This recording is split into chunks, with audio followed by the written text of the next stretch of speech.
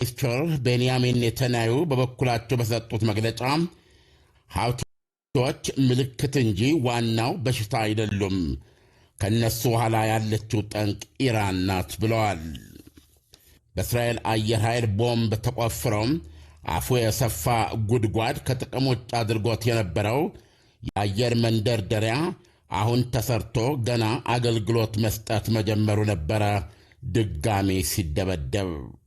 በዛሬው ድብደባ የአየር ማረፊያው ማስተናገጃና የመሳሰሉ ብቻ ሳይሆን ብቸኛው የሐውቲ መንግሥት መመላለሻ አውሮፕላንም በሮኬት ወድሟል። መከላከያ ሚኒስትር እስራኤል ቃጽ እንዳሉት ትልቋ አውሮፕላን በሚያዝያ 26ቱ ድብደባ ከነፈሩት አውሮፕላኖች መካከል የተረፈች ነበረች ዛሬ አሉ መከላከያ ሚኒስትሩም። እነሆ እሷም ወደመች። ሐውቲዎች የእስራኤል መርከቦችን የቀይ ባህር እንቅስቃሴ መገዳደርና ሚሳኤልና ሰው አልቦችን እስራኤል ላይ መተኮስ የጀመሩት ከኦክቶበር 7 የሐማስ ጥቃትን ተከትሎ የጋዛው ጦርነት ከፈነዳ አንስቶ መሆኑ ይታወቃል። ዓላማቸውም ጦርነቱን እስራኤል ልታቆም ለማስገደድ መሆኑን ደጋግመው አስገንዝበዋል። አሁን መጨረሻ ላይ ታጋቾችና ፍልስጤማውያን እስረኞች በተለዋወጡበት የ6 ሳምንታት የተኩስ አቁም ወቅት ሐውቲዎች ወደ እስራኤል አንድም ሚሳኤል ወይም ሰው አልባ አልተኮሱም ነበረ። ይሁንና ድጋሚ ውጊያ ካገረሸበት ማርች 18 ወይም በኢትዮጵያ መጋቢት የመጀመሪያ ሳምንት መጨረሻ ጀምሮ እስካሁን ድረስ በድምሩ 41 ቦሊስቲክ ሚሳኤሎችና ቢያንስ 10 ሰው አልቦችን እስራኤል ላይ ተኩሰዋል። ይህ በእንዲህ እንዳለም የእስራኤሉ ጠቅላይ ሚኒስትር ቤንያሚን ኔታንያሁ የኦክቶበር 7ቱን ጥቃት ያቀደው፣ የመራው፣ ያስተባበረው ወይም የጥቃቱ ዋና ራስ የነበረው ያህያ ሲንዋር ወንድም መሐመድ ሲንዋርም መገደሉን አረጋግጠዋል። ዳንኤል፣ እንግዲህ ዛሬ ነው ድብደባውን የእስራኤል ጀቶች ያደረጉት። ዓለም አሁን እንግዲህ በእስራኤልና በየመን ሁቲዎች መካከል ያለው ጦርነት ይበልጥ እየተፋፋመ ከመጣ ጦርነቱ ከእስራኤልና ከየመን ሁቲዎችም አልፎ ሌላ ጣጣ ያመጣም ወይ? አዎ፣ ተገቢ ጥያቄ ነው። ያው በአሁኑ ሰዓት ዛሬም ኒውዮርክ ታይምስ ላይ የምናነበው እስራኤል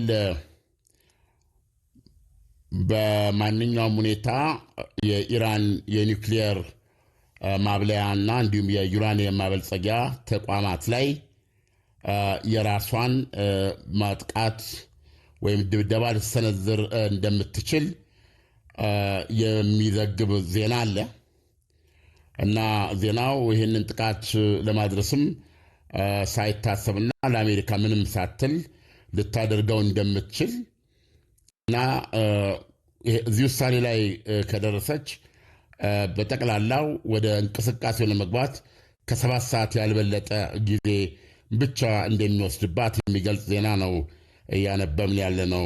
ኢራንና አሜሪካ በድርድር ላይ መሆናቸውን ታውቃለህ። በዚህ በኒውክሊየር ጉዳይ ባለፈው ሮም ላይም ውይይት አድርገዋል። በሁለቱ መካከል አሁን ያለው ልዩነት ምንድነው? ኢራን የኒውክሊየር የማበልጸግ ወይም ደግሞ ሰላማዊ የኒውክሊየር ቴክኖሎጂን ባለቤት መሆኔን እና ኒውክሊየርን የማበልጸግ መብቴን አሳልፌ አልሰጥም፣ ነገር ግን ለወታደራዊ ዓላማ ወይም የኒውክሊየር ቦምብ ለመስራት የሚያስችል እንቅስቃሴ እንደማላደርግ ለዚህ ዝግጁ ነኝ።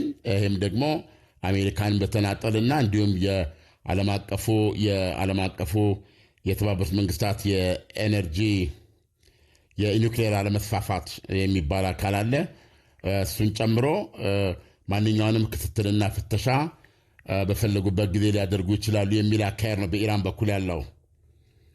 ነገር ግን በአሜሪካ በኩል እየተራመደ ያለው በአጠቃላይ ኒውክሊየር ማበልጸግ የሚባለው እንቅስቃሴ በኢራን ምድር መሆን አይችልም። ስለዚህ ያሉሽን ተቋማት አፈራርሽ የሚል ነው።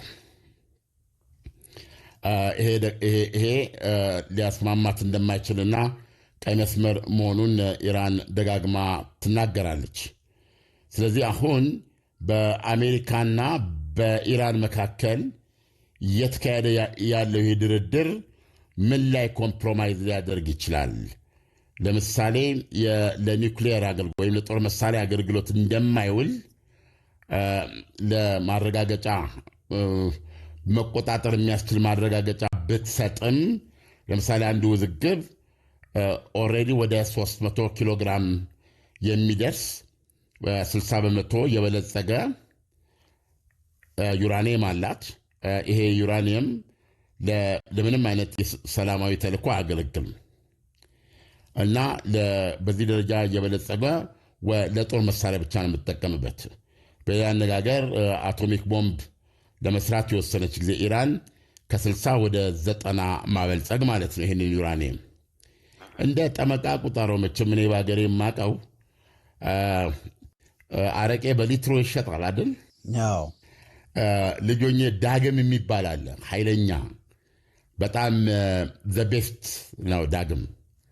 በቃ ዳግም ቦምቡን ዩራኒየም ማበልጸግ ማለት እንደዛ ነው። የዛም ቦምቡን ለመስራት የሚያስፈልገው የጠመቃ ወይም ኃይል በዳግም አረቄ ደረጃ 90 በመቶ ይባላል። 90 በመቶ መበልጸግ አለበት፣ ዩራኒየሙ መጠመቅ አለበት። ስለዚህ ይሄንን ለማድረግ 1 ሳምንትን የሚያስቀምጡት ለኢራን። ስለዚህ ኢራን የኒውክሌር የአቶሚክ ቦምቡን ለመስራት የሚያስችል ነገር አላት ማለት ነው በአጭር ጊዜ።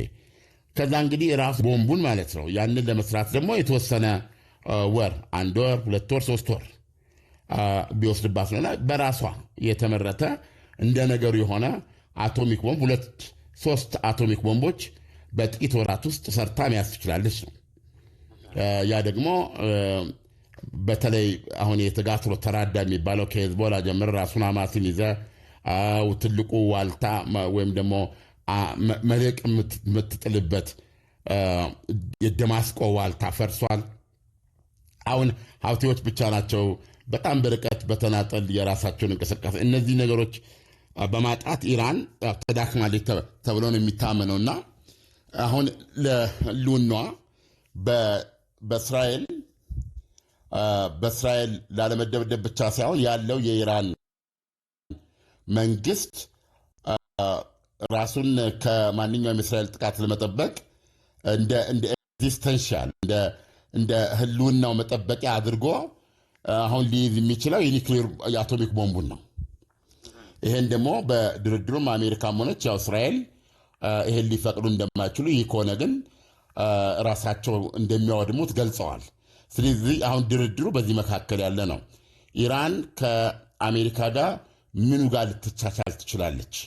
በሌላ በኩል ደግሞ እስራኤል ቦምቡ በቀጥታ የኒውክሊየር ማብለያ አላት ማለት ኢራን በማንኛውም ጊዜ ይህንን መሳሪያ ለመስራት መሰረተ ልማቱ አላት ማለት ነው እና በእስራኤል አመለካከት ኢራኖች አይታመኑም። ልክ ኢራኖች እስራኤሎችን አይታመኑም እንደሚሏቸው ማለት ነው። ስለዚህ የእነሱን ቃል አምኖ ህልውናችንን ለእነሱ ቃል አንተውም። ይሄ ስምምነት ልክ የሊቢያው የኒውክሌር ማብለያን የጋዳፊ መንግስት እንዳፈራረሰ ሁሉ በፍቃደኝነት ኢራን በዚህ ስምምነት መሰረት የምታፈራርስ ከሆነ አንድ ነገር ነው። ያማየውን ከሆነ ግን እስራኤል ያንን በመደብደብ ታወድማለች የሚል አቋም በእስራኤል በኩል አለ እና አሁን ምንድነው አሜሪካ በዚህ እየተደራደረች እስራኤል ግን የራሷን እርምጃ ልትወስድ እንደምትችል ይፈራል የሚል ነው ዘ ኒውዮርክ ታይምስ ያቀረበው። አሁን ይሉን ሊያነሳ ነው። ለምንድነው ሀብቴዎች የሚያደርጉት ድብደባ በተመለከተ ኔታንያሁ ሀብቴዎች ምልክት ናቸው እንጂ የሁሉም ነገር ባለቤት አስተኳሿ፣ መሳሪያ አቀባዩዋ